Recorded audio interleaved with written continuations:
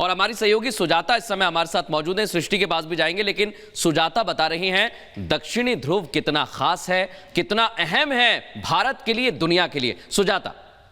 बिल्कुल मृदुल, अभी जो हमने देखा तस्वीरों में वो भारत में ही हो सकता है धर्म और साइंस का ये संगम, लेकिन south pole, lunar south pole क्यों खास है ये हम आपको बताते हैं। दरअसल जब लैंडिंग की कोशिश हो रही है वो एक अनोखी जगह है, ये दक्षिणी ध्रुव है, सबसे दक्षिणी हिस्सा जो चांद का है वहां पर भारत लैंडिंग का प्रयास कर रहा है। इससे पहले जितने भी सफल प्रयास रहे हैं किसी भी देश के, वो इक्वेटर पर यानी जो भूमध्य रेखा है चांद के उसी पर हुए हैं। दक्षिणी ध्रुव के दूसरे हिस्से की अगर हम बात करें तो ये काफी अलग है दूसरे हिस्सों से।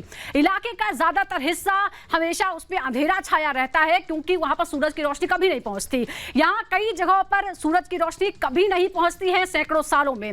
यहां अरबों सालों से यहाँ पर धूप नहीं पहुंची है। यहाँ बहुत ज़्यादा सर्दी है, -200 तक यहाँ तापमान माना जाता है। यहाँ तापमान 200 डिग्री के नीचे यानी -200 डिग्री पाया जाता है। जगहों पर सूरज की रोशनी नहीं आती है और इसीलिए समय का इंतजार किया जा रहा है। और दक्षिणी ध्रुव की अगर हम सतह की बात करें तो वो उबड़ खाबड़ है, वहां पर बहुत से बड़े बड़े गड्ढे जिन्हें क्रेटर कहा जाता है वो मौजूद है। बर्फ के रूप में यहाँ पर पानी होने की संभावना बहुत ज्यादा है। इन्हीं संभावनाओं के चलते भारत ये प्रयास कर रहा है।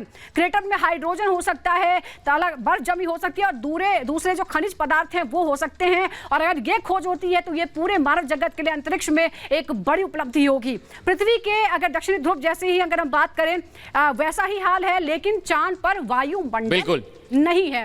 और हम तमाम जानकारियां आपको दे रहे हैं। एक बार फिर चर्चा को आगे बढ़ाते हैं, स्टूडियो वापस चलते हैं। बिल्कुल सुजाता, पानी की खोज और अन्य जो खनिज हैं उनके बारे में भी इन्वेस्टिगेशन होगी। सत्यविजय के पास चलते हैं भोपाल पे। Satyavijay, over to you. यहाँ देखिए पूरे देश में उत्साह है, पूरे देश की तस्वीर एक ही जैसी है। सब प्रार्थना भी कर रहे हैं, भगवान से आरती भी कर रहे हैं कि किसी भी तरह से जो चंद्रयान 3 है वो सफल होना चाहिए। फिलहाल आप तस्वीरें देखिए, यहाँ पर न सिर्फ तिरंगा पकड़े हैं, तिरंगा लिए हैं, बल्कि उसी स्टाइल में यहाँ पर कपड़े भी पहने हैं। और सबका ये कहना है कि चंद्रयान 3 जो है सक्सेसफुली लैंड करेगा और देश का नाम रोशन होगा। लोगों से मैं बात करता हूँ, किस तरह से आप लोगों का उत्साह है जो बढ़ता जा रहा है जैसे जैसे समय बढ़ रहा है। कल 6:04 पर लैंडिंग होना है। जी, ये हमारे लिए बड़े गर्व की बात है। और जहां रशिया का उनका जो विमान था वो फेल हो गया है और भारत का जो चंद्रयान है वो अपनी कक्षा में पहुंच चुका है और बस पहुंचने ही वाला है। हम भारतवासी इसके लिए बहुत खुश हैं। आप बताइए क्या कहेंगे। ये हमारे लिए एक बहुत ही गौरव का विषय है और गौरव का क्षण भी है कि हम पिछली बार का जो हमारा थोड़ा सा किसी कारणवश पहुंच के गिर गया था, इस बार हमारा कल 23 तारीख को 6:04 पे सफल रहेगा।